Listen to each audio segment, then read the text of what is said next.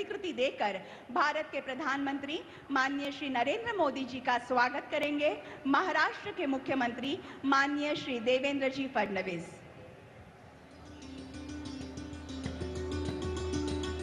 आदर तथा सम्मान का प्रतीक ये शॉल, कृपया इसका स्वीकार करें।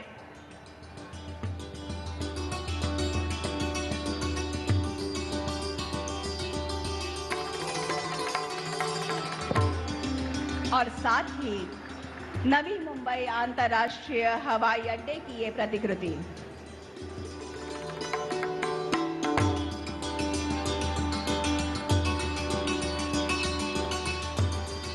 स्वागत श्रृंखला को आगे बढ़ाते हुए देश के पहले हवाई जहाज की प्रतिकृति प्रदान करेंगे महाराष्ट्र के उप मुख्यमंत्री माननीय श्री एकनाथ राव शिंदे जी तथा माननीय उप मुख्यमंत्री श्री अजीत दादा पवार। शिवकर बापूजी तळपदे जी ने देश का पहला हवाई जहाज उड़ाया था और ये है उसकी प्रतिकृति। और अब स्वागत सम्मान की अगली कड़ी शॉल तथा नवी मुंबई अंतर्राष्ट्रीय हवाई अड्डे की प्रतिमा दर्शाता मान चिन्ह देकर माननीय मोदी जी का स्वागत करेंगे अडानी ग्रुप के चेयरमैन श्री गौतम अडानी।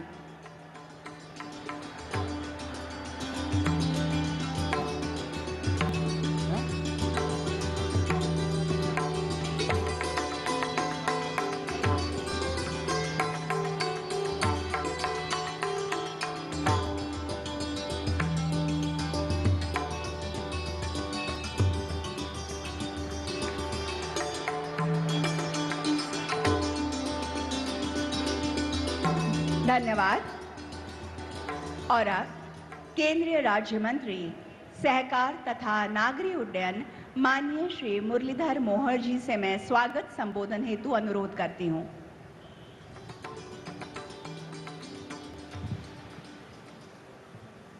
सर्वांना नमस्कार। हिंदवी स्वराज्याचे संस्थापक छत्रपती शिवाजी महाराजांवरती नितांत श्रद्धा असणारे आणि त्यांच्या राज्यकारभाराचा आदर्श डोळ्यासमोर ठेवून ज्यांनी आपल्या देशाला जगामध्ये एक महाशक्ती म्हणून ओळख निर्माण करून दिली ते आपले सर्वांचे लाडके पंतप्रधान आदरणीय नरेंद्रजी मोदी यांचं महाराष्ट्राच्या पावनभूमीमध्ये आपण सगळेजण मोठ्या टाळ्याच्या गजरामध्ये या ठिकाणी स्वागत करूया। आज मोदीजींच्या शुभ हस्ते नवी मुंबईच्या या आंतरराष्ट्रीय विमानतळाचं लोकार्पण होतंय। त्यांच्याच हस्ते मुंबई मेट्रो लाईन 3चे लोकार्पण होतंय। मुंबई वन ॲपचे सुद्धा या ठिकाणी आज उद्घाटन होतंय। शासकीय ITI व तांत्रिक विद्यालयामध्ये रोजगार कार्यक्रमाचे सुद्धा अनावरण होतंय आणि अशा अनेक कार्यक्रमाच्या निमित्तानं व्यासपीठावरती उपस्थित आपल्या राज्याचे आदरणीय राज्यपाल आचार्य देवव्रतजी मोदीजींच्या विकसित भारताच्या संकल्पपूर्तीकरिता आणि विकसित महाराष्ट्रासाठी अहोरात्र कार्यरत असलेले आपल्या राज्याचे कार्यक्षम मुख्यमंत्री आदरणीय देवेंद्रजी फडणवीस साहेब, केंद्रीय नागरी हवाई वाहतूक मंत्री श्री राममोहन नायडू जी, केंद्रीय राज्यमंत्री रामदासजी आठवले साहेब, आदरणीय आपल्या राज्याचे उपमुख्यमंत्री एकनाथजी शिंदे साहेब, अजितदादा पवार, जपानचे भारतातील राजदूत मिस्टर ओनो केईजी, श्री गौतमजी अडानी, भारतीय जनता पार्टीचे अध्यक्ष रवींद्रजी चव्हाण आणि व्यासपीठावरती उपस्थित महाराष्ट्र राज्याचे सर्व मंत्री, खासदार, आमदार आणि आपण मोठ्या संख्येने या ऐतिहासिक क्षणाचे साक्षीदार होण्यासाठी उपस्थित असलेले सर्व नागरिक बंधू आणि भगिनींनो, देशाचे प्रधानमंत्री म्हणून मागील 11 वर्षाच्या काळामध्ये माननीय मोदींच्या नेतृत्वामध्ये प्रत्येक क्षेत्रात न भूतो न भविष्यती अशा प्रकारचा एक शाश्वत विकास सुरू झाला, एक मोठी क्रांती देशामध्ये सुरू झाली आणि आज आपण प्रत्येकजण आपल्या दैनंदिन जीवनामध्ये ते अनुभवतो। एका बाजूला देशाच्या सर्वसामान्य माणसाचा विचार केला गेला, त्याच्या जीवनामध्ये त्याच्या कल्याणासाठी मोठ्या संख्येने अनेक जनकल्याणी योजना माननीय मोदीजींच्या सरकारने आणल्या आणि त्या माध्यमातून आज देशातल्या 50% पेक्षा अधिक लोकसंख्या अशी आहे की ह्या कुठल्या ना कुठल्या तरी योजनेचा आज तो लाभार्थी आहे आणि म्हणून याचाच परिणाम आज आपल्या देशातील 25 कोटीपेक्षा जास्त लोकसंख्या ही दारिद्र्य रेषेच्या वरती आली आणि हे मला असं वाटतं की आपल्या सरकारचं मोठं यश आहे.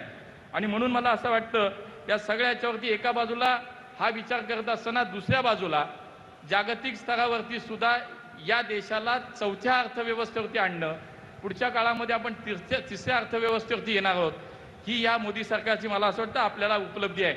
माननीय मोदीजी नेहमी म्हणतात, जिस काम का भूमिपूजन हम करते हैं उसका लोकार्पण भी हम ही करेंगे. आणि आजचा कार्यक्रम हा त्याचाच भाग आहे. 2018 साली या ठिकाणी मोदीजींच्या हस्ते भूमिपूजन झालं आणि आज मोदीजींच्या उपस्थितीमध्ये त्यांच्याच हस्ते या मोठ्या प्रकल्पाचं आपल्या नव्या मुंबईच्या या आंतरराष्ट्रीय विमानतळाचं आज लोकार्पण होत आहे.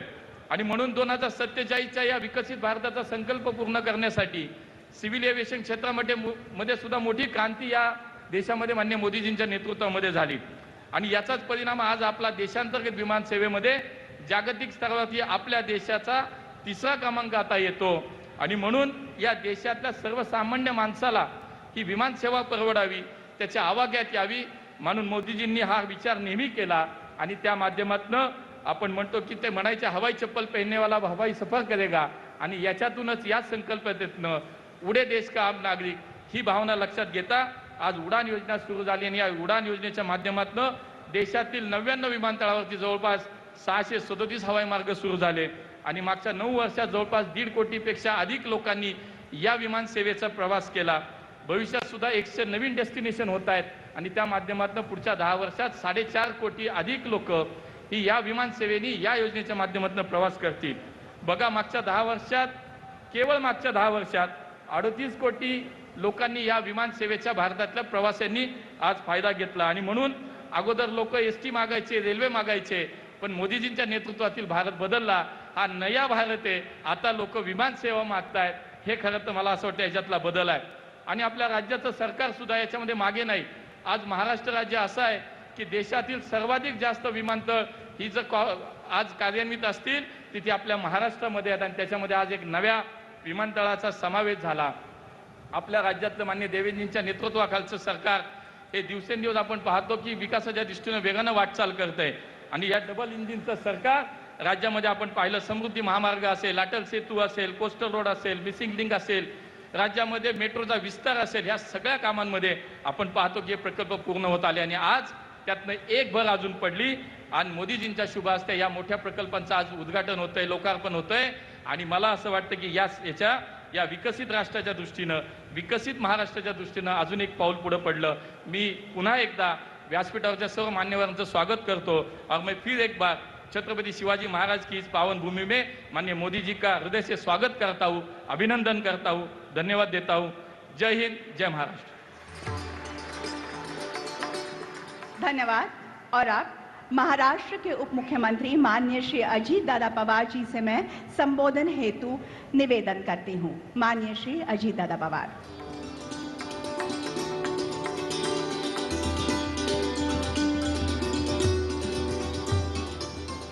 आपल्या देशाचे लोकप्रिय प्रधानमंत्री आदरणीय मोदी साहेब, आजच्या कार्यक्रमाला उपस्थित असणारे राज्यपाल आदरणीय आचार्य देवव्रत साहेब, राज्याचे लोकप्रिय मुख्यमंत्री देवेंद्रजी फडणवीस, उपमुख्यमंत्री एकनाथरावजी शिंदे, केंद्रीय मंत्री नायडूजी, मोहोळजी, सर्व गौतमभाई अडाणी, सर्व खासदार, आमदार, सर्व केंद्रीय मंत्री, सर्व राज्यातले मंत्रिमंडळातील माझे सहकारी आणि या कार्यक्रमाच्या निमित्तानं या परिसरातील जमलेल्या सगळ्या माझ्या लाडक्या बहिणी, सगळे माझे बांधव, पत्रकार मित्र आणि बंधू भगिनींनो, मी सुरुवातीलाच या कार्यक्रमाच्या निमित्तानं मुंबईकरांच्या वतीनं, राज्यातल्या 13 कोटी जनतेच्या वतीनं आदरणीय पंतप्रधान नरेंद्र मोदी साहेबांचं मनापासून स्वागत करतो. आणि शिवशाहू फुले आंबेडकरांना विनम्र अशा प्रकारचं अभिवादन करत आज मोदी साहेबांच्या हस्ते महाराष्ट्राच्या, विशेषतः मुंबईच्या विकासाला एक नवे पंख देणाऱ्या 4 महत्त्वाच्या प्रकल्पांचं उद्घाटन होत आहे. आणि या ऐतिहासिक क्षणाचे साक्षीदार होण्याचं भाग्य आपल्याला सगळ्यांना लाभलं, हा आपल्या सर्वांचा सन्मान आहे. मुंबईच्या आणि महाराष्ट्राच्या विकासाला प्रधानमंत्री महोदयांचं नेहमीच साथ, सहकार्य आणि प्रोत्साहन मिळत आलं आहे. देशाच्या विकासाचं नेतृत्व करत असताना आपल्या सर्वांच्या आनंदात सहभागी होण्यासाठी आदरणीय प्रधानमंत्री आज स्वतः या कार्यक्रमाला उपस्थित राहिले, त्याबद्दल मी प्रधानमंत्री महोदयांचे मनापासून आभार मानतो. त्यांना खूप खूप धन्यवाद देखील देतो. आजचा दिवस आपल्या महाराष्ट्राच्या दृष्टीनं मुंबईच्या इतिहासात एक सुवर्ण अक्षरांनी लिहिण्यासारखा असा आहे. आज आपण आदरणीय मोदी साहेबांच्या हस्ते विविध विकास प्रकल्पाचं उद्घाटन केलं. या प्रकल्पातून विकास, सुविधा आणि रोजगाराच्या संधी या त्रिसूत्री प्रभावी संगम होतोय. नवी मुंबई आंतरराष्ट्रीय विमानतळामुळं केवळ मुंबईच नाही तर महाराष्ट्रासह संपूर्ण देशाच्या आर्थिक विकासाला एक नवी दिशा मिळणार आहे. विमानतळामुळं प्रवासाबरोबरच व्यापार, गुंतवणूक, पर्यटन आणि रोजगाराच्या नव्या संधी आपल्याला सगळ्यांना प्राप्त होणार आहेत. खरं तर नवी मुंबई विमानतळ उभारणीचा प्रवास हा काही सोपा नव्हता. जमीन संपादनापासून ते विविध विभागाच्या परवानग्या, प्रशासकीय गुंतागुंती अशा अनेक अडचणींचा डोंगर आपल्या सगळ्यांच्या समोर उभा होता. परंतु राज्याचे कार्यक्षम मुख्यमंत्री, उपमुख्यमंत्र्यांच्या साथीनं आम्ही त्या प्रत्येक अडथळ्यावर मात केली. केंद्रीय शासनाच्या अनेक परवानग्या यासाठी आवश्यक होत्या, त्या तात्काळ मिळत गेल्या आणि हे सगळं शक्य झालं कारण आमच्या मागे आदरणीय मोदी साहेबांचं आणि केंद्र सरकार ठामपणे उभं होतं. कुलाबा, बांद्रा, सिप्स हा मार्ग सुरू झाल्याने शहराच्या दैनंदिन जीवनाला गती मिळणार आहे. ही भुयारी मेट्रो केवळ आधुनिक वाहतूक सुविधा नाही तर जगातल्या प्रगत शहरांच्या बरोबर वाटचाल करणाऱ्या मुंबईची ओळख आहे. दक्षिण मुंबईपासून उपनगरापर्यंतचा प्रवास आता अधिक वेगवान, सोयीस्कर, सुखकर आणि पर्यावरणपूरक होणार आहे. कप परेड, गिरगाव, काळबादेवी यासारख्या गर्दीच्या ठिकाणी प्रथमच थेट मेट्रो सेवेशी जोडली गेली आहेत. प्रवाशांना कमी दरात अत्याधुनिक आणि सुरक्षित प्रवासाचा अनुभव मिळणार आहे. तसंच MMRDAने साकारलेलं मुंबई वन हे ॲप म्हणजे वन मुंबई वन ॲप या संकल्पनेची झलक आहे. त्यामुळं आपल्याला लोकल, मेट्रो, बस, मोनोरेल इत्यादी सर्व सार्वजनिक वाहतूक सेवांचा लाभ घेता येणार आहे. हे ॲप मुंबईला आणखी युनायटेड, कनेक्टेड आणि प्रोग्रेसिव्ह बनवेल. त्याचबरोबर आज सुरू होत असलेले अल्प मुदतीचे रोजगारक्षम अभ्यासक्रम हे आपल्या युवकांच्यासाठी आशेचे नवीन दालन आहे. कौशल्य विकासाच्या माध्यमातून आत्मनिर्भर भारताच्या दिशेने टाकलेलं दमदार पाऊल आहे. शिक्षण केवळ पदवीपुरतं मर्यादित न ठेवता ते रोजगारक्षम आणि उपयुक्त व्हावं हीच या कार्यक्रमाची प्रेरणा आहे. आदरणीय पंतप्रधान मोदी साहेबांच्या नेतृत्वाखाली गेल्या 11 वर्षात देशाने विकासाची नवी झेप घेतलेली आहे. विकसित भारत 2047 या ध्येयाकडे आपण वेगाने वाटचाल करतोय आणि महाराष्ट्र त्या प्रवासात अग्रस्थानी राहील याबद्दल आम्हाला पूर्ण विश्वास आहे. महायुती सरकारच्या माध्यमातून आम्ही पायाभूत सुविधा, उद्योग, शिक्षण आणि कौशल्य विकास या क्षेत्रात समन्वयाने वेगाने काम करतोय. मुंबई ही देशाची आर्थिक राजधानी. आज सुरू झालेले हे प्रकल्प म्हणजे राजधानीच्या विकासाला नवे पंख देणारे आहेत. महाराष्ट्राच्या सर्वांगीण विकासासाठी केंद्र आणि राज्य सरकार एकत्र काम करत आहे, ही आपली मोठी ताकद आहे. यंदाच्या अतिवृष्टीपुरामुळे शेतकऱ्यांचं मोठं नुकसान सहन करावं लागलेलं आहे. राज्य सरकारच्या वतीनं आम्ही त्यांना तातडीनं दिलासा देण्याचा पूर्ण प्रयत्न करतोय. 2 दिवसापूर्वीच राज्यामध्ये आदरणीय गृहमंत्री अमित भाई आलेले होते. आम्ही मदतीची मागणी केली, त्यावेळेस त्यांनी केंद्राकडे प्रस्ताव पाठवायला सांगितलाय. मला पूर्ण विश्वास आहे आदरणीय मोदी साहेब संकटाच्या या काळात महाराष्ट्राच्या मदतीचा हात देतील. कारण जेव्हा महाराष्ट्र हात देतो तेव्हा मोदी साहेब नेहमीच प्रतिसाद द्यायला पुढे असतात. आपल्याला हा विकासाचा रथ असाच पुढे न्यायचा आहे. आंखों में कई ख्वाब बाकी है, दिल में कई हसरतें बाकी है, मैं कैसे थक जाऊं, अभी कई मंजिलें बाकी है. विकासाचे अनेक टप्पे अजून गाठायचे, त्यासाठी आमचे प्रयत्न सुरू आहेत. मी पुन्हा एकदा मुंबईकरांचं अभिनंदन करतो आणि आदरणीय पंतप्रधान नरेंद्र मोदी साहेबांचे मनापासून आभार मानतो. धन्यवाद. जय हिंद, जय महाराष्ट्र. धन्यवाद. और अब मैं महाराष्ट्र के उप मुख्यमंत्री माननीय श्री एकनाथराव शिंदे जी से विनती करती हूं कि वे अपना मनोगत व्यक्त करें.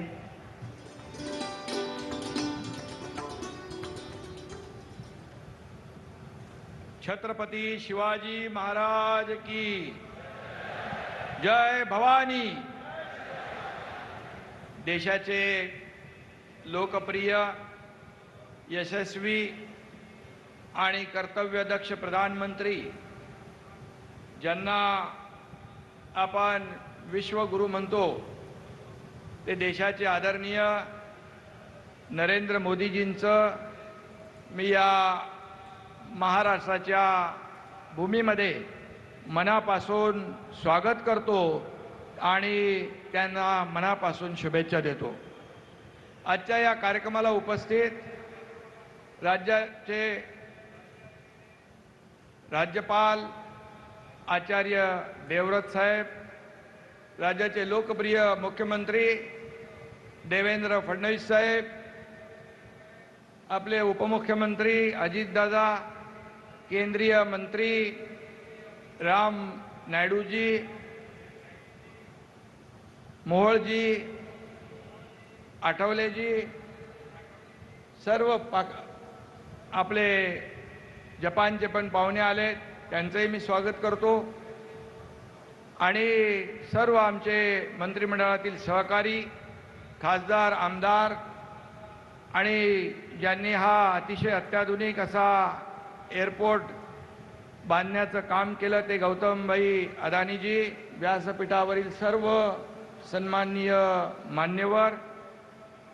खरं म्हणजे मोदीजी जेव्हा जेव्हा महाराष्ट्रात येतात तेव्हा तेव्हा त्यांच्या शुभ हस्ते मोठ्या प्रकल्पांचं लोकार्पण आणि भूमिपूजन आपण करत असतो. 8 वर्षापूर्वी देशातल्या सर्वात मोठ्या ग्रीनफील्ड एअरपोर्टचं भूमिपूजन मोदीजींच्या शुभ हस्ते झालं होतं आणि आज त्यांच्याच हस्ते या एअरपोर्टचं लोकार्पणही होतंय. मोदीजींचा जिथं हात लागतो त्याचं सोनं होतं, याचंच उदाहरण या ठिकाणी आपण पाहतोय. मुरलीधरजींनी देखील त्याचा उल्लेख इथं केला आणि म्हणून हर एक विमान टेक ऑफ करता है, फिर वो लैंडिंग भी करता है. पर 2014 में मोदी जी ने जो टेक ऑफ किया है वो भारत को महाशक्ति बनाने के लिए, ये हम सब लोग इसके साक्षी है. प्रगति और विकास दोनों हमेशा साथ साथ आते हैं और जब उड़ान की बात होती है तो हमें मोदी जी याद आते हैं. अटौली जाए तिथं. यह सिर्फ एक एयरपोर्ट नहीं है, यह नए भारत के संकल्प और प्रधानमंत्री मोदी जी के महाराष्ट्र पर विश्वास का एक प्रतीक है. यहाँ से न केवल विमान उड़ान भरेंगे बल्कि एक मजबूत आत्मनिर्भर भारत जैसा कि मोदी जी ने सपना देखा है उसकी उड़ान भी शुरू होगी. क्योंकि हम कहते हैं 21वीं सदी नरेंद्र मोदी. मोदी जी ने देश की बागडोर संभाली तब देश में केवल 74 हवाई अड्डे थे. पिछले 10 सालों में यह संख्या बढ़कर दुगनी हो गई, 150 हो गई.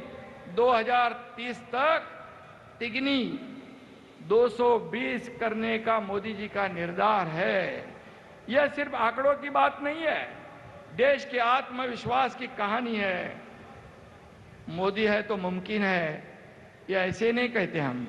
आणि म्हणूनच मी आपल्याला विश्वास देतो की हा एअरपोर्ट हा याचा तुलना लंडनच्या हिथ्रो विमानतळाशी करतायत, परंतु लवकरच हिथ्रो वाले स्वतःची तुलना नवी मुंबईशी करू लागतील, हा देखील एक विश्वास या ठिकाणी व्यक्त करतो.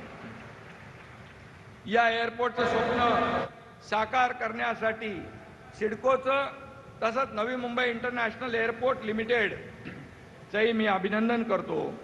देशातल्या सर्वात लांब भुयारी मेट्रो 3 प्रकल्पाच्या दुसऱ्या टप्प्याचं देखील उद्घाटन मोदीजींच्या शुभ हस्ते होणार आहे. पहिल्या टप्प्याला देखील हिरवा झेंडा मोदीजींनी दाखवला होता आणि उत्तर आणि पश्चिम मुंबईला भुयारी मार्गानं दक्षिण मुंबईशी जोडणारी ही मेट्रो देशाच्या सर्वोत्कृष्ट इन्फ्रास्ट्रक्चरचं एक उत्तम नमुना, एक उत्तम उदाहरण असेल. 2-4 वर्षातच सर्व मेट्रो लाईन सुरू होतील. महामुंबईच्या एका टोकापासून दुसऱ्या टोकाला जायला जास्तीत जास्त 1 तासच लागला पाहिजे. हे काम केवळ आणि केवळ महायुतीच करू शकते. कारण आपण पाहिलं की जेव्हा देवेंद्रजी मुख्यमंत्री होते तेव्हा काही प्रकल्प सुरू केले, त्यानंतर आघाडी आली, त्याने मेट्रो, नवी मुंबई एअरपोर्ट, समृद्धी, कारशेड, कोस्टल, अटल सेतू अशा अनेक प्रकल्पांमध्ये स्पीड ब्रेकर टाकले, त्याला स्थगिती दिली. आणि म्हणूनच जेव्हा 2022ला आपलं सरकार महायुतीचं आलं त्यावेळेस हे स्थगिती सरकार आपण हटवून टाकलं, सगळे स्पीड ब्रेकर आपण उखडून टाकले आणि त्यामुळे गेल्या 3 वर्षामध्ये या राज्याचा विकास डबल वेगाने होतोय. मोदीजींच्या आशीर्वादाने देशातले सर्वोत्कृष्ट इन्फ्रास्ट्रक्चरचे प्रकल्प महाराष्ट्रात उभे राहत आहेत आणि मोठ्या प्रकल्पांची कामं आपल्या राज्यात सुरू आहेत. डबल स्पीडने विकास करत असताना राज्यातल्या अन्नदात्या लाडक्या शेतकऱ्यांनाही आपण वाऱ्यावर सोडलेलं नाही.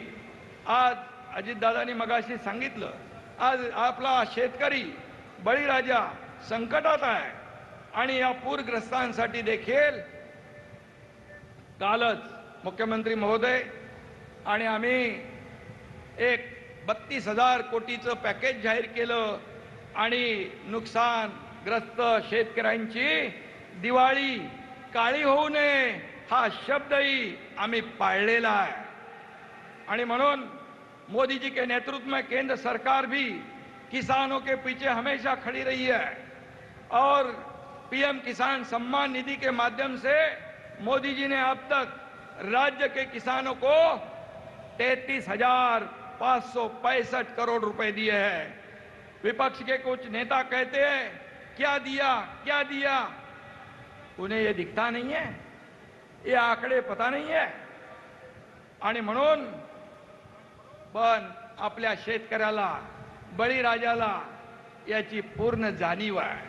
आणि म्हणूनच 2004 से 2014 तक कांग्रेस सरकार ने महाराष्ट्र के विकास के लिए सिर्फ केवल 2 लाख करोड़ दिए थे, लेकिन पिछले 10 सालों में मोदी जी ने महाराष्ट्र को डबल टिबल नहीं 5 गुना 10 लाख करोड़ रुपए महाराष्ट्र के विकास को दिए हैं. और हमें विश्वास है आगे भी ये सहायता ऐसी शुरू रहेगी. मोदीजींचे हात हे देणारे आहेत. काँग्रेस आघाडी सारखे भ्रष्टाचार करून ओरबाडणारे नाही आहेत. काँग्रेसचं करप्शन फर्स्ट, मोदीजींचं नेशन फर्स्ट, हा फरक आहे, हा फरक आहे. आणि म्हणून कांग्रेस ने की देश की बर्बादी, अब देश देख रहा है विकास की आंधी, और इसका एकमेव कारण प्रधानमंत्री नरेंद्र मोदी, ये मैं विश्वास के साथ कहना चाहता हूं. त्यामुळे येणाऱ्या निवडणुकांमध्ये विकास आणि लोककल्याणाचा झेंडा हाती घेतलेली महायुतीच विजयी होईल, विजयी पताका फडकवणार. महायुती याबाबत माझ्या मनात शंका नाही आहे. पंतप्रधानांच्या हस्ते आज होणारं उद्घाटन ही त्याची उड्डाणाची सुरुवात आहे असा मी विश्वास व्यक्त करतो. जाता जाता एवढंच सांगतो, आनंदात ठेवू इथला वारकरी, आनंदात ठेवू इथला शेतकरी, आनंदात ठेवू इथला कष्टकरी. लाडक्या बहिणींचा आशीर्वाद भारी आणि मोदीजींच्या नेतृत्वात महाराष्ट्र घेईल उत्तुंग भरारी. मैं पुनः एकदा, मैं फिर एक बार आदरणीय प्रधानमंत्री मोदी जी को बहुत बहुत धन्यवाद देना चाहता हूं, बहुत बहुत उनका आभार व्यक्त करता हूं. ऐसा ही आपका आशीर्वाद, प्रेम, मार्गदर्शन महाराष्ट्र के साथ रहे. धन्यवाद. जय हिंद, जय महाराष्ट्र.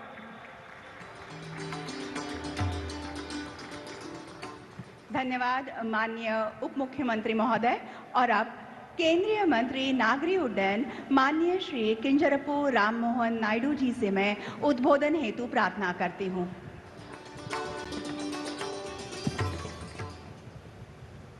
आदरणीय लोकप्रिय प्रधानमंत्री श्री नरेंद्र मोदी जी, आदरणीय राज्यपाल जी आचार्य देवव्रत जी, आदरणीय मुख्यमंत्री जी देवेंद्र फडणवीस जी, आदरणीय उप मुख्यमंत्री श्री एकनाथ शिंदे जी और अजित दादा जी, और आदरणीय केंद्र मंत्री मुरलीधर मोहोल जी अठावले जी, मंच पर उपस्थित अतिथिगण और खासकर यहाँ विशेष तौर पर आए हुए सभी मुंबई के मेरे भाइयों और बहनों को आज मैं इस ऐतिहासिक और खास अवसर पर हार्दिक अभिनंदन और शुभकामनाएं देता हूं।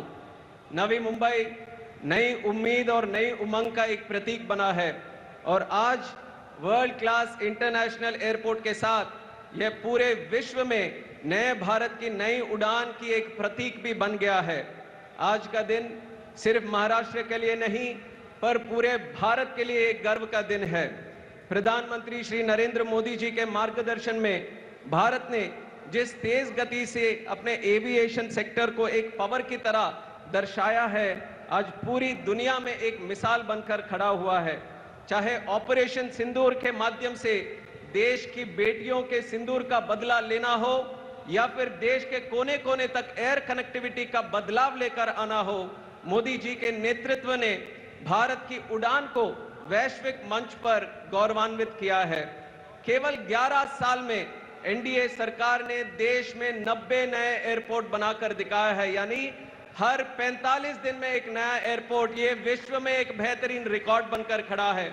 इस अभूतपूर्व विकास ने भारत को विश्व की चौथी सबसे बड़ी अर्थव्यवस्था और तीसरी सबसे बड़ी एविएशन मार्केट भी बनाया है। मुंबई भारत का फाइनेंशियल कैपिटल ही नहीं पर अब देश का ये डबल एयरपोर्ट उद्घाटन के बाद ये एविएशन कैपिटल भी बनने जा रहा है। वेस्ट मुंबई में छत्रपति शिवाजी महाराज के इंटरनेशनल एयरपोर्ट और ईस्ट मुंबई में नवी मुंबई इंटरनेशनल एयरपोर्ट, ये ईस्ट वेस्ट के डबल एयरपोर्ट एनडीए सरकार की डबल शक्ति वाली डबल इंजन सरकार की कमाल भी दिखाकर आज हम दर्शा रहे हैं। प्रधानमंत्री जी की परियोजनाओं के केवल एयरपोर्ट कनेक्टिविटी ही नहीं बल्कि यात्रियों के लिए लास्ट माइल कनेक्टिविटी को भी सुगम और सुलभ बनाने के लिए दूरदर्शी सोच के साथ हमने काम किया है। पहले मुंबई से नवी मुंबई पहुंचने में करीब 2 घंटे लगते थे, लेकिन अब प्रधानमंत्री जी के द्वारा समर्पित अटल सेतु के कारण यह यात्रा केवल 20 मिनट में पूरी होने की अभी संभावना है। दोनों एयरपोर्ट के बीच बेहतर कनेक्टिविटी से यात्रियों को अधिक फ्लाइट विकल्पों की सुविधा भी आगे मिलने वाली है। केवल ये एयर कनेक्टिविटी ही नहीं, अटल सेतु की कनेक्टिविटी नहीं, बाकी सारे हाईवेज के साथ और वाटर कनेक्टिविटी के साथ मेट्रो ट्रेन, सबअर्बन ट्रेन और बुलेट ट्रेन की कनेक्टिविटी, देश का एक सबसे पहला एयरपोर्ट है हमारा नवी मुंबई अंतर्राष्ट्रीय हवाई अड्डा, जहां मल्टी मॉडल कनेक्टिविटी का सबसे पहला उदाहरण यहां बनने जा रहा है। 2014 तक मुंबई एयरपोर्ट में यात्री करने वाले यात्रियों की संख्या करीब 70% की अद्भुत वृद्धि हुई है 2014 से अभी तक, और अंतर्राष्ट्रीय यात्रियों की वृद्धि अगर देखेंगे तो 50% की बढ़ोतरी हुई है। और 2014 में जहां मुंबई की रोजाना लगभग 190 अंतर्राष्ट्रीय विमान आते जाते थे, वही आज वो संख्या बढ़कर 260 बन चुका है। और आज मुंबई दुनिया में 55 अंतर्राष्ट्रीय शहरों से सीधी हवाई कनेक्टिविटी रखती है। और उभरती उड़ान और बढ़ती मांग को देखते हुए मुंबई की यात्री क्षमता को 5 करोड़ से 15 करोड़ तक बढ़ाने की महत्वपूर्ण परियोजना के साथ नवी मुंबई इंटरनेशनल एयरपोर्ट का निर्माण किया गया था। मुंबई एयरपोर्ट पर भारी फ्लाइट ट्रैफिक के कारण कई डोमेस्टिक और इंटरनेशनल डेस्टिनेशंस को पीक आवर्स में स्लॉट मिलने की बहुत सारी मुश्किल और दिक्कत होती थी। नवी मुंबई एयरपोर्ट बनने के बाद नए स्लॉट और नए डेस्टिनेशन के माध्यम से मुंबई और खासकर हमारे मुंबईकरों के लिए नए अवसर के द्वार भी खुलेंगे। यह एयरपोर्ट मुंबई को इंटरनेशनल एविएशन हब बनाने के उद्देश्य को सरकार में हम सब मिलकर एक ऐतिहासिक उपलब्धि के साथ आगे बढ़ा रहे हैं, जिसमें प्रधानमंत्री नरेंद्र मोदी जी का जो विजन है विकसित भारत, उसको हासिल करने में, संभव करने में ये हवाई अड्डा हमारे लिए बहुत काम करेगा। और लगभग 1 लाख करोड़ रुपए के निवेश के साथ Navi Mumbai airport public private partnership का एक शानदार उदाहरण भी बनेगा। लगभग 30,000 एकड़ में फैला हुआ यह एयरपोर्ट मुंबई, महाराष्ट्र और पूरे पश्चिम भारत को अर्थव्यवस्था का एक ग्रोथ इंजन भी बनने जा रहा है। हर साल 9 करोड़ यात्रियों के आगमन के साथ नवी मुंबई एयरपोर्ट का पूरा इकोसिस्टम युवाओं के लिए करीब 2 लाख से अधिक रोजगार की अपार संभावना भी ये एक एयरपोर्ट लेकर आ रहा है। यह सौभाग्य की बात है कि नवी मुंबई एयरपोर्ट का शिलान्यास और उद्घाटन हमारे आदरणीय लोकप्रिय प्रधानमंत्री नरेंद्र मोदी जी के द्वारा ही हुआ है। यह हम सब के लिए गर्व की बात है। 2015 से पहले नवी मुंबई प्रोजेक्ट कई सालों तक स्थगित था। इस महत्वपूर्ण एयरपोर्ट पर हमारे प्रधानमंत्री मोदी जी ने विशेष ध्यान दिया और अपनी प्रगति योजना के माध्यम से नवी मुंबई एयरपोर्ट का सपना साकार कर आज दिखाया है।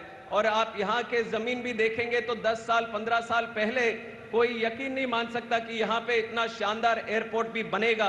तो इसके लिए मैं खासकर राज्य सरकार, CIDCO, airport authority of India और अदानी का ग्रुप और यहाँ पर काम करे हुए लाखों रोजगार वर्कर हो, लेबर हो, इंजीनियर्स हो, उन सबको मैं बधाई देता हूं कि आज भारत की पहचान को आगे बढ़ाने के जो काम यहाँ पे ये मुंबई के अंतर्राष्ट्रीय हवाई अड्डा जो करेगा, ये हम सब के लिए गर्व की बात है। और आज हम जब टर्मिनल बिल्डिंग में देख रहे थे, मुझे विश्वास है जो भी यात्री यहाँ से ये टर्मिनल बिल्डिंग से जाएंगे, चाहे वो देश के हो, खासकर महाराष्ट्र के कोई भी हो, आप सबको एक बहुत बड़ा गर्व महसूस होगा ये इंटरनेशनल एयरपोर्ट के इस्तेमाल करने के बाद। और आज जब देश की फाइनेंशियल कैपिटल को नवी मुंबई एयरपोर्ट समर्पित हो रहा है, तो नेशनल कैपिटल के पास भी दूसरा एयरपोर्ट, ये भी मैं बोलना चाहूंगा कि ये देश का सबसे पहला मेट्रोपॉलिटन सिटी है जहां पे दूसरा इंटरनेशनल एयरपोर्ट जहां बना है, वो खासियत भी आज मुंबई ने हासिल किया है। और विकसित भारत 2047 के विजन के तहत हम अगले 20 वर्ष में 2000 नए एयरपोर्ट भी हमारे आदरणीय प्रधानमंत्री जी के मार्गदर्शन में बनाने जा रहे हैं। भारत की यह उड़ान केवल विकास की नहीं पर विश्वास की उड़ान भी है। अंत में मैं ये कहना चाहूंगा कि डबल एयरपोर्ट सिटी बनने के बाद अब मुंबई आदरणीय मुख्यमंत्री देवेंद्र फडणवीस जी और उप मुख्यमंत्री एकनाथ शिंदे जी और अजित पवार जी के त्रिवेणी मार्गदर्शन के अपने तीसरे एयरपोर्ट के लिए भी एक कार्य शुरू करने का काम कर रहे हैं, जो वाधवान एयरपोर्ट के पास ऑफशोर एयरपोर्ट बनने का एक विजन भी रखकर आगे बढ़ रहे हैं। और मैं एक चीज कहना चाहूंगा कि आज हमारे प्रधानमंत्री नरेंद्र मोदी जी जो हर बार हमारे भारत के युवाओं को आगे बढ़ाने का काम करते हैं, काफी एंकरेज करते हैं, मोटिवेट करते हैं, तो मुझे गर्व है मैं देश का सबसे युवा केंद्र मंत्री हूं। उनके आशीर्वाद से मुझे ये बनने का अवसर मिला है और मेरा सौभाग्य है कि ये अंतर्राष्ट्रीय हवाई अड्डा के इस उद्घाटन के कार्यक्रम में नागर विमानन मंत्री होने के नाते मुझे यहाँ भाग लेने का एक स्वर्णिम अवसर भी मुझे भी मिला है। और मैं आंध्रा से आता हूँ, मैं कोशिश करता हूँ, सब लोगों ने मराठी में बोला तो मैं 2 शब्द मराठी में भी बोलने की कोशिश करता हूँ, अगर कुछ गलतियां हो तो मुझे माफ करें। भारतातील कानाकोपऱ्यामधून अनेक भारतीय स्वतःचे स्वप्न पूर्ण करण्यासाठी या स्वप्न नगरी असलेल्या मुंबई शहरात येतात। अनेक जण या शहरातून इतर देश विदेशामध्ये जाण्यासाठी त्यांची गरुड भरारी घेतात। त्या सर्वांच्या स्वप्नांना बल देणारी एक अमूल्य भेट आज लोकार्पण करण्यात येत आहे। याचा मला खूप आनंद आहे। एक बार फिर मुंबई वासियों को इस स्वर्णिम क्षण की हार्दिक शुभकामनाएं देता हूं। मुंबई जो हर भारतीय के लिए सपनों का एक शहर है, अब दुनिया भर के लिए एक ड्रीम डेस्टिनेशन बनने जा रहा है। इसी बातों के साथ मैं समाप्त करता हूं। जय हिंद, जय महाराष्ट्र, जय भारत।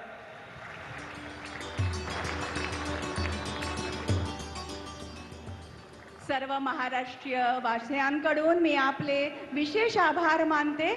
बहुत बहुत धन्यवाद। और अब महाराष्ट्र के मुख्यमंत्री माननीय श्री देवेंद्र जी फडणवीस से मैं विनती करती हूं कि इस विशाल जनसमुदाय को वे संबोधित करें।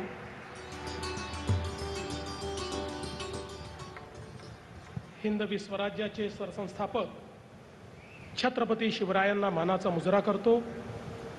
भारतीय राज्यघटनेचे शिल्पकार भारतरत्न डॉक्टर बाबासाहेब आंबेडकर यांना मानवंदना अर्पित करतो।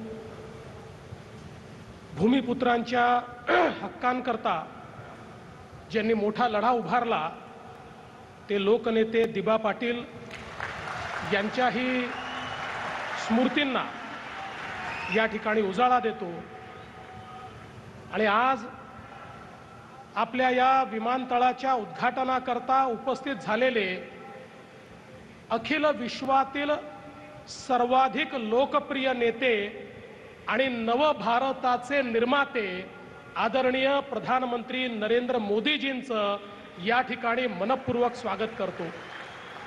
आज मंचावर उपस्थित असलेले माननीय गव्हर्नर साहेब, his excellency ambassador of Japan, आमचे माननीय उपमुख्यमंत्री एकनाथराव शिंदेजी, अजितदादा पवारजी, मंचावर उपस्थित असलेले आपले केंद्रीय मंत्री राममोहन नायडूजी, रामदास आठवलेजी, मुरलीधर मोहोळजी, मंचावरील आमचे सर्व सहकारी मंत्री, सर्व खासदार, आमदार, लोकप्रतिनिधी, विशेष रूपाने हा अतिशय सुंदर एअरपोर्ट ज्यांनी तयार केला ते अडाणी ग्रुपचे गौतमभाई अडाणी आणि या ठिकाणी उपस्थित सर्व माझ्या माता भगिनी आणि बंधूंनो, आजचा दिवस हा स्वप्नपूर्तीचा दिवस आहे।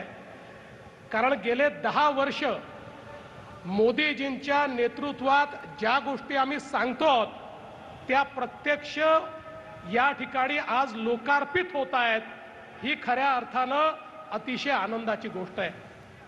आणि हा जो आपला एअरपोर्ट आहे, खरं म्हणजे मी सांगू इच्छितो की हा एअरपोर्ट कशा प्रकारे नवभारताचं प्रतीक आहे। या एअरपोर्टची संकल्पना 90च्या दशकातली होती।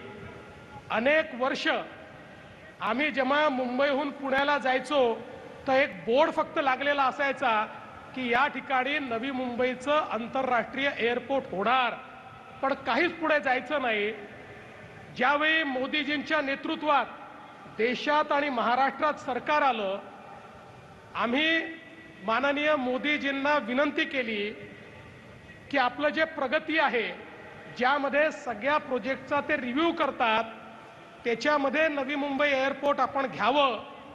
आपल्याला आश्चर्य वाटेल, मोदीजींनी प्रगतीच्या अंतर्गत हे एअरपोर्ट घेतल्यानंतर 10 वर्ष, मागील 10 वर्षामध्ये 8 NOC अशा होत्या त्या या एअरपोर्टच्या निर्मितीची सुरुवात करायला हव्या होत्या, पण त्या मिळत नव्हत्या।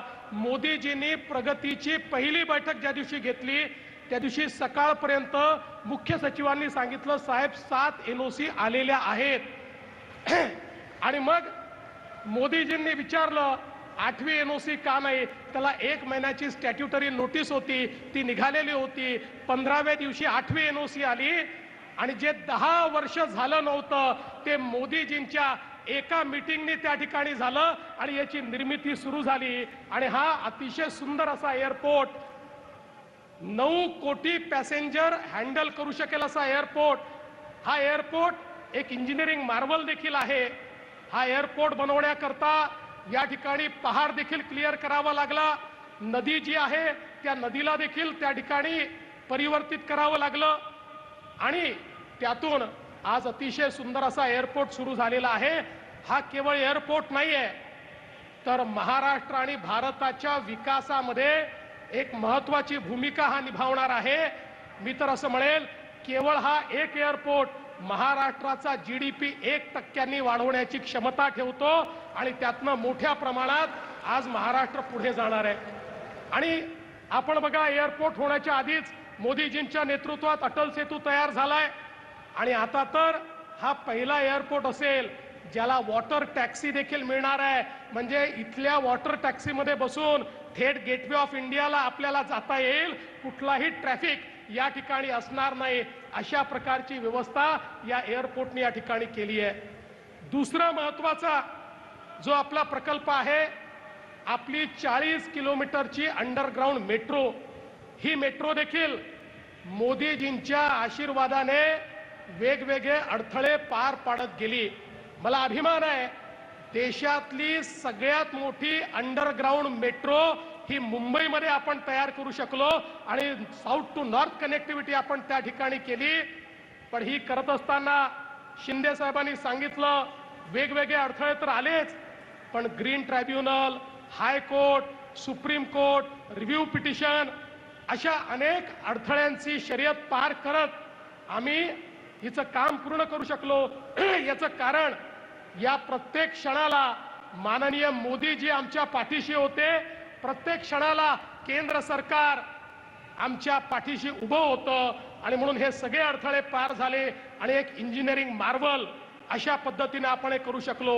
आय would also like to thank his excellency ambassador of Japan for the help extended by the government of Japan and JICA to construct this 40 kilometers underground metro. त्यांच्या मदतीकरता मी त्यांचे अतिशय मनापासून आभार मानतो. आणि याच सोबत खरं म्हणजे आज एक अजून तिसरं स्वप्न आपलं पूर्ण होत आहे. मोदीजींनी आपल्याला आदेश दिला होता की ट्रान्सपोर्टेशन सिस्टीमचं इंटिग्रेशन झालं पाहिजे. जोपर्यंत सगळ्या ट्रान्सपोर्टेशन सिस्टीम या एका तिकिटावर आणि एका प्लॅटफॉर्मवर येत नाही तोपर्यंत एंड टू एंड सोल्युशन मिळत नाही आणि त्या ठिकाणी लोकांना फायदा होत नाही. आज आपण मुंबई वन हे आपलं ॲप या ठिकाणी मोदीजींच्या हस्ते लॉन्च करतोय. या ॲपवर मेट्रो असेल, मोनो असेल, बस असेल, वॉटर टॅक्सी असेल, सबअर्बन रेल्वे असेल, सगळ्यांकरता आता एकच तिकीट असेल. एका तिकिटावर आपल्याला सगळीकडे प्रवास करता येईल अशी संकल्पना या ठिकाणी करण्यात आली आहे. त्यामुळे कोणालाही आपण जिथे उभे आहोत तिथपासनं आपल्या घरापर्यंत पोहोचण्याकरता जे जे करावं लागेल त्याकरता एका ॲपवर आपल्याला त्याचा ट्रॅव्हल प्लॅन देखील मिळेल आणि त्याचं तिकीट देखील एका ॲपवर आपल्याला या ठिकाणी मिळेल. मुंबईला सुगम बनवण्याकरता आजचा हा कार्यक्रम अत्यंत महत्त्वाचा आहे. आणि यासोबत चौथा कार्यक्रम जो आपण या ठिकाणी करतो, मोदीजींनी जे आमच्या तरुणाई करता स्किल विकसित करण्याकरता कौशल विकासाचा कार्यक्रम हातात घेतला. महाराष्ट्राच्या कौशल विकास मंत्रालयाने अतिशय सुंदर अशी स्टेपची योजना चालू केली आणि जे इमर्जिंग क्षेत्र आहेत, अगदी आमचं एअरपोर्ट असेल किंवा वेगवेगळे इमर्जिंग क्षेत्र असतील, या क्षेत्रांमध्ये आता ज्या संधी येत आहेत या संधी तात्काळ आमच्या तरुणाईला मिळाव्या याकरता अत्यंत सुंदर अशा प्रकारचे शॉर्ट टर्म कोर्सेस हे तयार करण्यात आलेले आहेत, ज्यामुळे हजारो हातांना काम मिळेल आणि त्यातनं आमचा कौशल भारत, आमचा कौशल महाराष्ट्र, कुशल महाराष्ट्र हा आम्ही तयार करू शकू. आज या निमित्ताने आम्हाला या प्रगतीच्या पथावर नेण्याकरता मी प्रधानमंत्री महोदयांचं अतिशय मनापासून आभार मानतो. आमच्या नागरी उड्डयन मंत्रालयाचे देखील आभार मानतो. आताच नायडूजींनी सांगितलं आता पुढचं आमचं लक्ष जे आहे ते वाढवणचं बंदर, वाढवण पोर्ट जे मोदीजींनी आम्हाला दिलेला एक उपहार आहे, त्याच ठिकाणी देशातला पहिला ऑफशोर अशा प्रकारचा आम्ही एक एअरपोर्ट तयार करतो. आमच्या या नवी मुंबई एअरपोर्ट जवळ तिसरी मुंबई होईल आणि वाढवण जवळ आमची चौथी मुंबई होईल हा विश्वास मी या निमित्ताने आपल्याला देऊ इच्छितो. आणि यासोबत आमच्या सिडकोचे सगळे अधिकारी, सगळी टीम यांचं मी अभिनंदन करतो. MMRCL आमच्या अश्विनी भिडे ज्यांनी अतिशय चांगलं काम त्या ठिकाणी केलं, त्यांची संपूर्ण टीम, त्यांचंही मी मनापासून अभिनंदन करतो. आमच्या MMRDAने हा जो काही त्या ठिकाणी एक प्लॅटफॉर्म तयार केला त्यांचंही मी अभिनंदन करतो. आणि कौशल्य विकास विभागाचं अभिनंदन करत मी मोदीजींना एवढीच विनंती करतो की मोदीजी आप हमेशा महाराष्ट्र के पीछे चट्टान की तरह खड़े हैं, इसीलिए महाराष्ट्र आगे जा रहा है. ये महाराष्ट्र रुकने वाला नहीं है और आपका आशीर्वाद भी रुकने वाला नहीं है. ऐसा मैं आपसे प्रार्थना करते हुए फिर एक बार आपका बहुत बहुत स्वागत करता हूं और अपने शब्दों को विराम देता हूं. धन्यवाद. जय हिंद, जय महाराष्ट्र. धन्यवाद माननीय मुख्यमंत्री महोदय. और अब नवी मुंबई अंतर्राष्ट्रीय हवाई अड्डे के पहले चरण का उद्घाटन, मुंबई मेट्रो लाइन 3 का अंतिम चरण अर्थात आचार्य अत्रे चौक से कप परेड स्थानक का उद्घाटन और संपूर्ण Mumbai metro line 3 aqua line corridor का राष्ट्र को समर्पण, भारत का पहला एकीकृत common mobility app Mumbai one का प्रमोशन तथा महाराष्ट्र के सरकारी ITI और तकनीकी उच्च विद्यालयों सहित 550 संस्थानों में 250 नए बैचेस के लिए अल्पकालिक रोजगार कार्यक्रम स्टेप का शुभारंभ करने हेतु रिमोट के माध्यम से ई फलकों का अनावरण करने की विनती मैं माननीय प्रधानमंत्री जी से करती हूँ।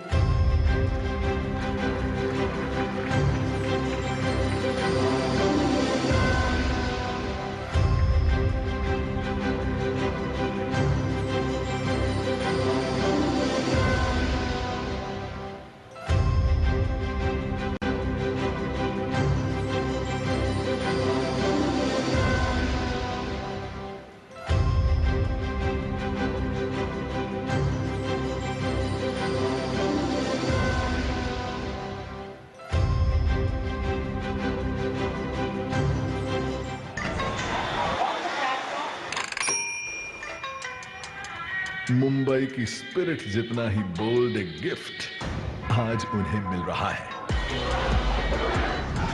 ये है नवी मुंबई इंटरनेशनल एयरपोर्ट। आज भारत दुनिया का तीसरा सबसे बड़ा डोमेस्टिक एविएशन मार्केट है। हम वर्ल्ड क्लास एयरपोर्ट इंफ्रास्ट्रक्चर में इन्वेस्ट कर रहे हैं। नवी मुंबई इंटरनेशनल एयरपोर्ट, इसकी विशालता जैसे मुंबई का दिल, इसकी कारीगरी जैसे खिलता कमल, और हाँ, इसके डिजिटल आर्ट प्रोग्राम पर हमारा हार्ट जरूर आ जाएगा। 4 पैसेंजर और कार्गो टर्मिनल्स रखते हैं, सालाना 9 करोड़ यात्री और 32.5 लाख मेट्रिक टन कार्गो संभालने की क्षमता।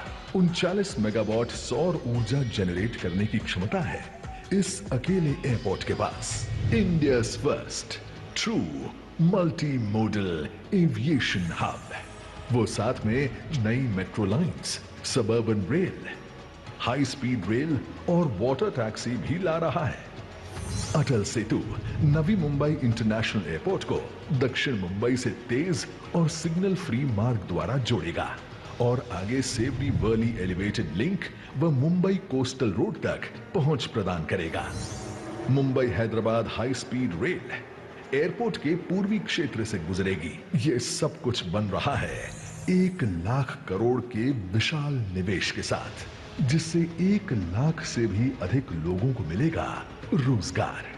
अराइवल और डिपार्चर के बीच भारत को $5 ट्रिलियन इकोनॉमी बनाने की तैयारी हो रही है।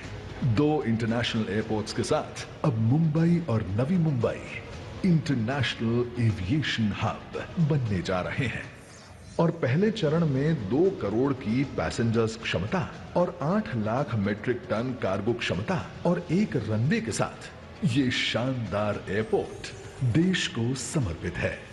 विकसित भारत का डेस्टिनेशन अब ज्यादा दूर नहीं है। Welcome on board.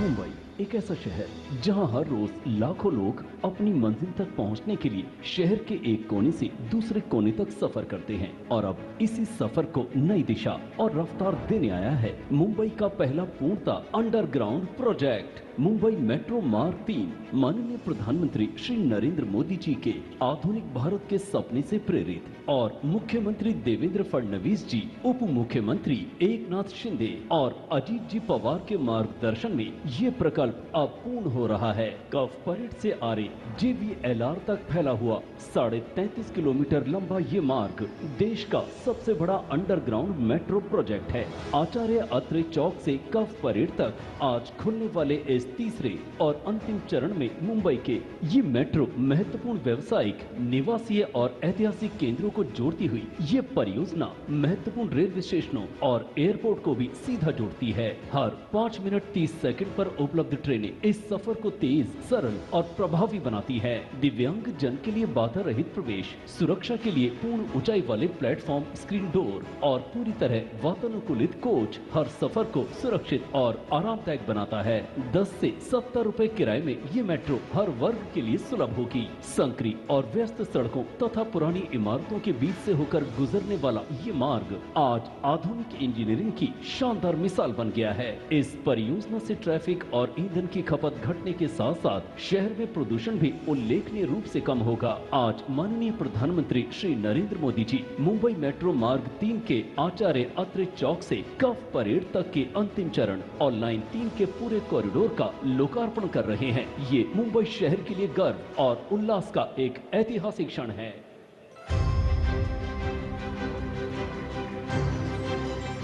माननीय प्रधानमंत्री श्री नरेंद्र मोदी जी का विजन है भारत के परिवहन तंत्र को डिजिटल प्रणाली इस्तेमाल कर सुचारू रूप से चलाना।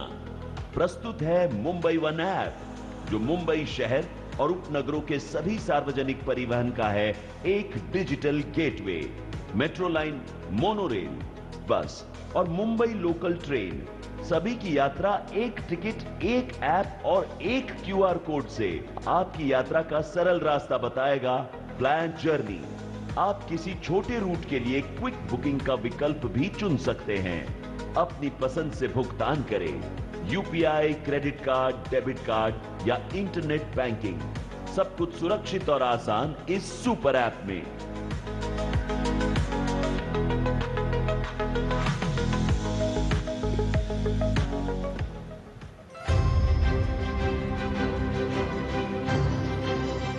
हमारे यशस्वी प्रधानमंत्री श्री नरेंद्र मोदी जी का दृढ़ विश्वास है कि युवाओं को कौशल विकास में प्रशिक्षित करके ही देश आत्मनिर्भर बन सकता है। आईटीआई में करीब 170 ट्रेड्स में हमारे नौजवानों को ट्रेनिंग दी जा रही है। माननीय प्रधानमंत्री जी महाराष्ट्र के 400 आईटीआई तथा 150 गवर्नमेंट टेक्निकल हाई स्कूल में शॉर्ट टर्म एम्प्लॉयबिलिटी प्रोग्राम के करीब 2500 बैचेस का शुभारंभ आज कर रहे हैं। इसमें उभरते क्षेत्रों में महिला उम्मीदवारों के लिए समर्पित 364 बैच, आईटीआई दादर में girls semiconductor technician course, internet of things, electric वाहन, ड्रोन तकनीक, साइबर सुरक्षा, एआई, ग्रीन हाइड्रोजन जैसे आधुनिक टेक्नोलॉजी के 408 बैच, दिव्यांग छात्रों के लिए घरेलू उपकरण, टेली और फैशन टेक्नोलॉजी कोर्स। कभी नक्सल प्रभावित रहे गढ़चिरौली के आईटीआई में ट्रैक्टर सर्विस मैकेनिक कोर्स 100% नौकरी की गारंटी के साथ। कौशल, रोजगार, उद्यमशीलता व नवाचार विभाग महाराष्ट्र सरकार माननीय प्रधानमंत्री जी के मार्गदर्शन से महाराष्ट्र को वैश्विक कौशल विकास केंद्र बनाने की दिशा में तेजी से अग्रसर है।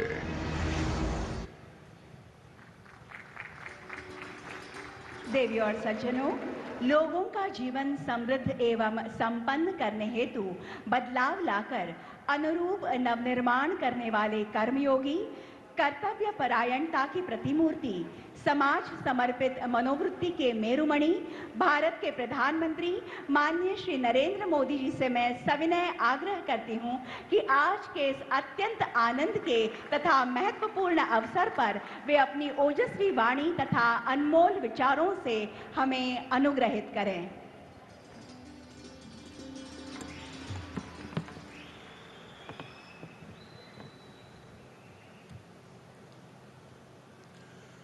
महाराष्ट्र के राज्यपाल श्रीमान आचार्य देवव्रत जी, यहाँ के लोकप्रिय मुख्यमंत्री देवेंद्र फडणवीस जी,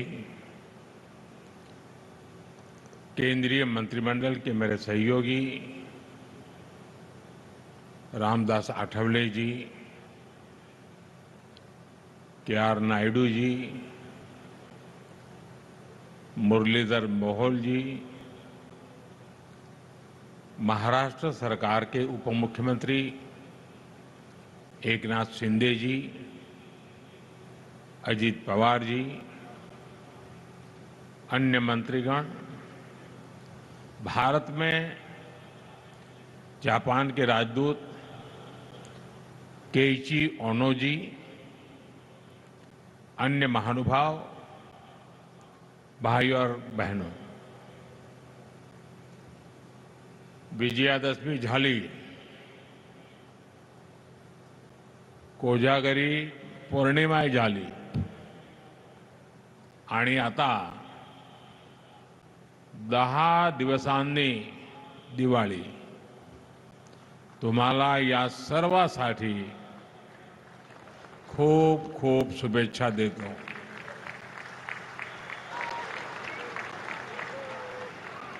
साथियों, आज मुंबई का लंबा इंतजार खत्म हुआ. मुंबई को अब अपना दूसरा इंटरनेशनल एयरपोर्ट मिल गया है. ये एयरपोर्ट इस क्षेत्र को एशिया के सबसे बड़े कनेक्टिविटी हब के रूप में स्थापित करने में बड़ी भूमिका निभाएगा. आज मुंबई को पूरी तरह से अंडरग्राउंड मेट्रो भी मिली है. इससे मुंबई में ट्रैवल और आसान होगा, लोगों का समय बचेगा. ये अंडरग्राउंड मेट्रो विकसित होते भारत का जीवंत प्रतीक है. मुंबई जैसे व्यस्त शहर में जमीन के नीचे, और वो भी ऐतिहासिक बिल्डिंगों को सुरक्षित रखते हुए, ये शानदार मेट्रो बनाई गई है. मैं इससे जुड़े श्रमिकों और इंजीनियर्स को भी आज बधाई देता हूं. साथियों, ये समय भारत के नौजवानों के लिए अनगिनत अवसरों का समय है. कुछ दिन पहले ही देश की अनेक आईटीआई को इंडस्ट्री से जोड़ने के लिए 60,000 करोड़ रुपए की पीएम सेतु स्कीम लॉन्च हुई है. आज से महाराष्ट्र सरकार ने सैकड़ों आईटीआई और तकनीकी स्कूलों में नए प्रोग्राम का शुभारंभ किया है. इसके स्कूलों में पढ़ने वाले बच्चों को भी drone, robotics, electric vehicle, solar energy, green hydrogen, ऐसी अनगिनत नई टेक्नोलॉजी की ट्रेनिंग मिल पाएगी. मैं महाराष्ट्र के युवाओं को बहुत बहुत शुभकामनाएं देता हूं. साथियों, आज इस बड़े अवसर पर मैं महाराष्ट्र के सपूत लोकनेता दीबा पाटिल जी को भी याद कर रहा हूं. उन्होंने समाज के लिए, किसानों के लिए जिस सेवा भाव से काम किया, वो हम सभी के लिए प्रेरणा है. उनका जीवन समाज जीवन में काम करने वालों को हमेशा प्रेरित करता रहेगा. साथियों, आज पूरा देश विकसित भारत के संकल्प की सिद्धि में जुटा है. विकसित भारत यानी जहां गति भी हो और प्रगति भी हो, जहां लोक हित सर्वोपरि हो, जहां सरकार की योजनाएं देशवासियों का जीवन आसान बनाए. अगर आप बीते 11 वर्षों की यात्रा पर नजर डालें तो भारत के कोने कोने में इसी भावना से तेज गति से काम हो रहा है. जब Vande Bharat semi high speed ट्रेनें पटरियां पर दौड़ती है, जब बुलेट ट्रेन का काम रफ्तार पकड़ता है, जब चौड़े हाईवे और एक्सप्रेसवे नए शहरों को जोड़ते हैं, जब पहाड़ों को चीरकर लंबी टनल्स बनती हैं, जब लंबे और ऊंचे सी ब्रिज समंदर के दो किनारों को जोड़ते हैं, तब भारत की गति भी दिखाई देती है और भारत की प्रगति भी दिखाई देती है। तब भारत के नौजवानों की उड़ान को नए पंख लगते हैं। साथियों, आज का कार्यक्रम भी इसी सिलसिले को आगे बढ़ा रहा है। नवी मुंबई इंटरनेशनल एयरपोर्ट एक ऐसा प्रोजेक्ट है जिसमें विकसित भारत की झलक है। ये छत्रपति शिवाजी महाराज की धरती पर बना है और इसका आकार कमल के फूल जैसा है, यानी ये संस्कृति और समृद्धि का जीवंत प्रतीक है। इस नए एयरपोर्ट से महाराष्ट्र के किसान यूरोप और मिडिल ईस्ट के सुपरमार्केट से भी जुड़ जाएंगे, यानी किसान की ताजा उपज, फल, फूल, सब्जी और मछुआरों के उत्पाद तेजी से ग्लोबल मार्केट तक पहुंच पाएंगे। इस एयरपोर्ट से यहां आसपास के छोटे और लघु उद्योगों के लिए एयरपोर्ट की लागत कम होगी, यहां निवेश बढ़ेगा, नए उद्योग, नए उद्यम लगेंगे। मैं महाराष्ट्र और मुंबई के सभी लोगों को इस एयरपोर्ट की बहुत बहुत बधाई देता हूं। साथियों, जब सपनों को सिद्ध करने का संकल्प हो, जब देशवासियों तक तेज विकास का लाभ पहुंचाने की इच्छा शक्ति हो, तो नतीजे भी मिलते हैं। हमारी हवाई सेवा और इससे जुड़ी इंडस्ट्री इसका बहुत बड़ा प्रमाण है। आपको याद होगा 2014 में जब देश ने मुझे अवसर दिया तो मैंने कहा था कि मेरा सपना है कि हवाई चप्पल पहनने वाला भी हवाई सफर कर सके। इस सपने को पूरा करने के लिए बहुत जरूरी था कि देश में नए नए एयरपोर्ट बनाए जाए। हमारी सरकार ने इस मिशन पर गंभीरता से काम शुरू किया। बीते 11 साल में देश में एक के बाद एक नए एयरपोर्ट बनते चले गए। साल 2014 में हमारे देश में सिर्फ 74 एयरपोर्ट थे। आज भारत में एयरपोर्ट की संख्या 160 को पार कर गई है। साथियों, जब देश के छोटे छोटे शहरों में एयरपोर्ट बनते हैं तो वहां के लोगों को हवाई सफर के लिए विकल्प मिलने लगता है और इसमें भी पैसे की मुश्किल कम करने के लिए हमने उड़ान योजना शुरू की ताकि सस्ते में लोगों को हवाई जहाज का टिकट मिल पाए। उड़ान योजना की वजह से बीते दशक में लाखों लोगों ने पहली बार हवाई सफर किया है, अपना सपना पूरा किया है। साथियों, नए एयरपोर्ट बनने और उड़ान योजना से लोगों को तो सुविधा मिली है और साथ ही भारत दुनिया का तीसरा बड़ा डोमेस्टिक एविएशन मार्केट भी बना है। अब तो हमारी एयरलाइंस लगातार अपना विस्तार कर रही है और लोगों के लिए आश्चर्य होता है जब दुनिया के लोग जानते हैं अकेले हिंदुस्तान से इन दिनों हवाई जहाज बनाने वाली कंपनियों के पास करीब करीब 1000 नए हवाई जहाज का ऑर्डर बुक पड़ा है। इससे नए pilots, cabin crew, engineers, ground workers के लिए नए अवसर बन रहे हैं। साथियों, जब जहाज बढ़ते हैं तो मेंटेनेंस, रिपेयर का काम भी बढ़ता है। इसके लिए भी हम भारत में ही नई सुविधाएं बना रहे हैं।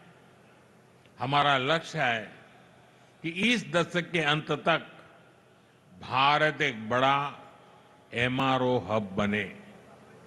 इसमें भी भारत की युवाओं के लिए रोजगार के अनेक नए अवसर बन रहे हैं। साथियों, आज भारत दुनिया का सबसे युवा देश है। हमारी ताकत हमारे नौजवान है। इसलिए हमारी हर नीति का फोकस युवाओं को ज्यादा से ज्यादा रोजगार के अवसर देने पर है। जब इंफ्रास्ट्रक्चर पर अधिक निवेश होता है तब रोजगार पैदा होता है। जब 76,000 करोड़ रुपए की लागत से वाडवण जैसा पोर्ट बनता है तब जाकर के रोजगार पैदा होता है। जब व्यापार बढ़ता है, लॉजिस्टिक्स से जुड़े सेक्टर को गति मिलती है, तब अनगिनत रोजगार बढ़ते चले जाते हैं। भाइयों और बहनों, हम उन संस्कारों में पले बड़े हैं जहां राष्ट्र नीति ही राजनीति का आधार है। हमारे लिए इंफ्रास्ट्रक्चर पर लगने वाला एक एक पैसा देशवासियों की सुविधा और सामर्थ्य को बढ़ाने का माध्यम है। लेकिन दूसरी तरफ देश में एक ऐसी राजनीतिक धारा भी रही है जो जनता की सुविधा नहीं, सत्ता की सुविधा को ऊपर रखती है। ये वो लोग हैं जो विकास के काम में रुकावट डालते हैं, घोटाले घपले करके विकास के जुड़े प्रोजेक्ट्स को पटरी से उतार देते हैं। दशकों तक देश ने ऐसे नुकसान को देखा है। साथियों, आज जिस मेट्रो लाइन का लोकार्पण हुआ है, ये उन लोगों के कारनामों की याद भी दिलाता है। मैं उसके भूमि पूजन में शामिल हुआ था। तब मुंबई के लाखों परिवारों को उम्मीद जगी थी कि उनकी परेशानियां कम होगी। लेकिन फिर कुछ समय के लिए जो सरकार आई, उसने ये काम ही रोक दिया। उनको सत्ता मिली, लेकिन देश को हजारों करोड़ रुपए का नुकसान हुआ। इतने सालों तक असुविधा हुई। अब ये मेट्रो लाइन बनने से 2-2.5 घंटे का सफर 30-40 मिनट में हो जाएगा। जिस मुंबई में एक एक मिनट का महत्व है, वहां 3-4 साल तक इस सुविधा से मुंबईकर वंचित रहे। ये किसी पाप से कम नहीं है। साथियों, पिछले 11 वर्षों से देशवासियों का जीवन आसान बनाने पर, ईज ऑफ लिविंग पर बहुत अधिक जोर दिया जा रहा है। और इसलिए rail, road, airport, metro, electric bus, ऐसी हर सुविधा पर अभूतपूर्व निवेश किया जा रहा है। अटल सेतु और कोस्टल रोड जैसे प्रोजेक्ट्स बनाए गए हैं। साथियों, हम यातायात के हर माध्यम को भी आपस में जोड़ रहे हैं। प्रयास है कि लोगों को सीमलेस ट्रैवल मिले, एक माध्यम से दूसरे माध्यम तक भटकने की मजबूरी न रहे। आज देश वन नेशन वन मोबिलिटी की दिशा में आगे बढ़ रहा है। मुंबई वन ऐप भी इसी दिशा में एक और प्रयास है। अब मुंबई वालों को टिकट के लिए घंटों लाइन में खड़ा नहीं रहना होगा। मुंबई वन ऐप से एक बार टिकट लो और उसी टिकट से लोकल, बस, मेट्रो या टैक्सी सब में सफर करो। साथियों, मुंबई भारत की आर्थिक राजधानी के साथ भारत के सबसे वाइब्रेंट शहरों में से एक है। इसलिए 2008 में आतंकियों ने भी मुंबई शहर को बड़े हमले के लिए चुना, लेकिन तब जो कांग्रेस की सरकार सत्ता में थी उसने कमजोरी का मैसेज दिया, आतंकवाद के सामने घुटने टेकने का संदेश दिया। अभी अभी हाल में कांग्रेस के एक बड़े नेता जो देश के गृह मंत्री तक रह चुके हैं, उन्होंने एक इंटरव्यू में बहुत बड़ा खुलासा किया है। उन्होंने दावा किया है कि मुंबई हमले के बाद हमारी सेनाएं पाकिस्तान पर हमला करने को तैयार थी। पूरा देश भी उस समय यही चाहता था, लेकिन उस कांग्रेस नेता की माने तो किसी दूसरे देश के दबाव के कारण तब कांग्रेस सरकार ने भारत की सेनाओं को पाकिस्तान पर हमला करने से रोक दिया था।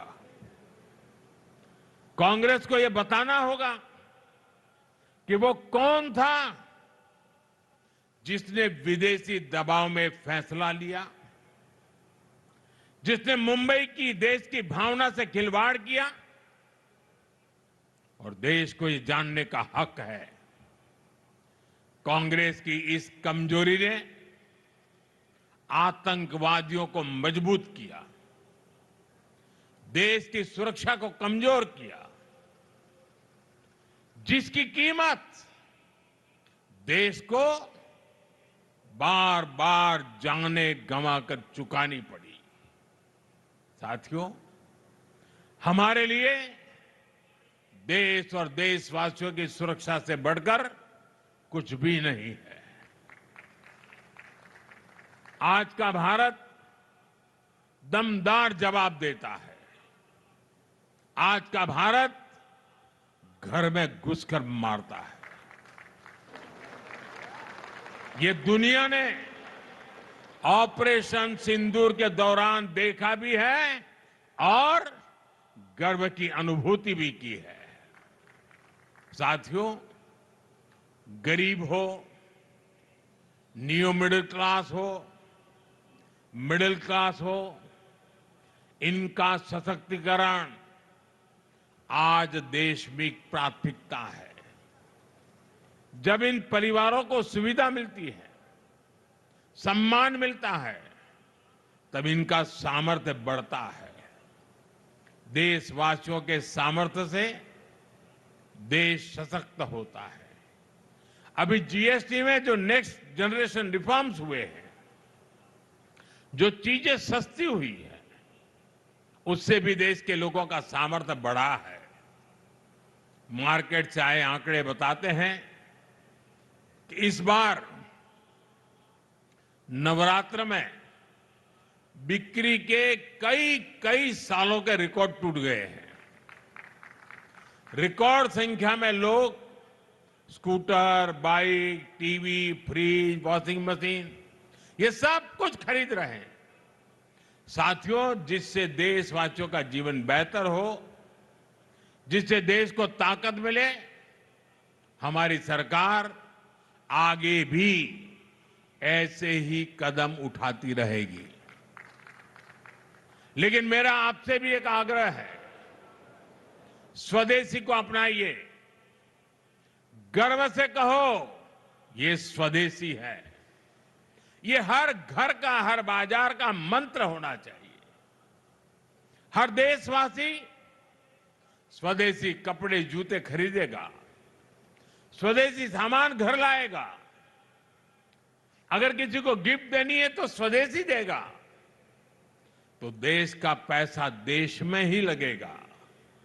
इससे भारत के ही श्रमिक को काम मिलेगा, भारत के नौजवानों को रोजगार मिलेगा।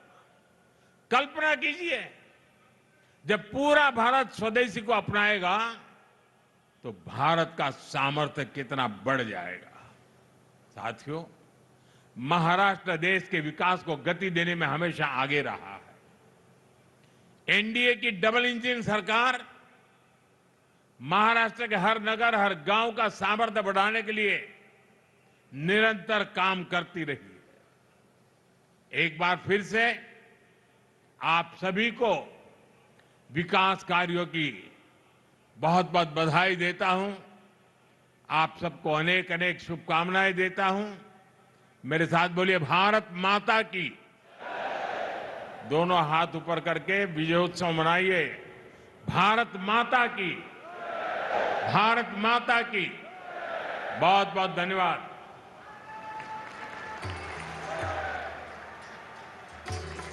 आपका संबोधन पूंजी के रूप में प्रेरणा का स्रोत बनकर रहेगा।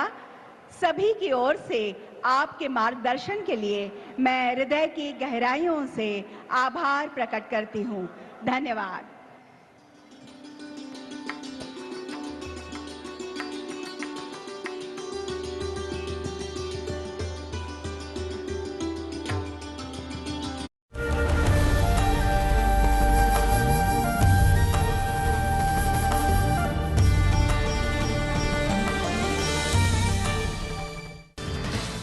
वो बुलेटिन